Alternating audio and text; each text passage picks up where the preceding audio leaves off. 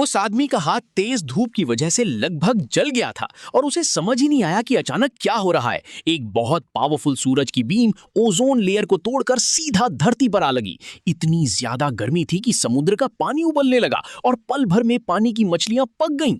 जैसे ही वो beam golden gate bridge की तरफ बढ़ने लगी, ब्रिज के स्टील केबल्स तुरंत गर्म होकर टूटने लगे। आदमी ने गाड़ी भगाने की कोशिश की, लेकिन हीट की वजह से टायर्स पिघल गए। फिर ब्रिज के केबल्स टूटकर नीचे गिर पड़े। कार्स और ब्रिज की मोटी स्टील प्लेट्स आधी कट गईं और अनेक गाड़ियां उबलते हुए समुद्र में गिर गईं। दुनिया भर में अजीब तबाही मचने लगी। पता चला कि अर्थ का कोर घूमना बंद कर चुका था और मैग्नेटिक फील्ड खत्म हो गई थी। कोर को दोबारा स्टार्ट करने के लिए गवर्नमेंट ने सारे रिसोर्सेज लगाकर एक स्पेशल शिप बनाया जो सीधा अर्थ के कोर तक पहुंच सके। 3 महीने बाद वो वेसल तैयार हो गया। अलग अलग फील्ड्स के 6 एक्सपर्ट्स को मिशन के लिए भेजा गया। काउंटडाउन खत्म होते ही शिप पैसिफिक ओशन में डाइव कर गया और मेरियाना ट्रेंच की तरफ बढ़ने लगा। जब वो समुद्र के सबसे नीचे पहुंचने वाले थे, तब एडमंड ने लेजर पल्स एक्टिवेट की। अर्थ की क्रस्ट को चीरकर शिप अंदर घुस गया। लगातार 17 किलोमीटर ड्रिलिंग करने के बाद डिस्प्ले पर एक अननोन सब्सटेंस दिखाई दिया। अगले ही पल शिप रॉक लेयर्स तोड़कर फ्री फॉल में चला गया।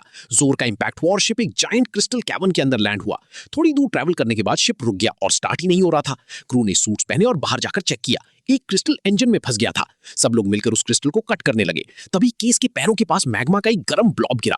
अगले ही सेकंड लावा क्रिस्टल कैवर्न में भरने लगा। क्रू ने जल्दी जल्दी क्रिस्टल काटना शुरू किया और लावा में डूबने से पहले उसे तोड़ दिया।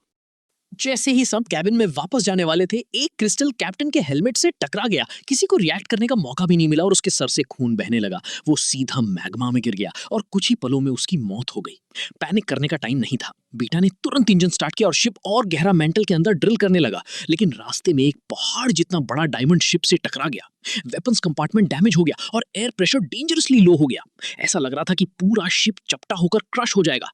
कंट्रोल सिस्टम को बचाने के लिए वेपन्स एक्सपर्ट ने अपनी जान दे दी।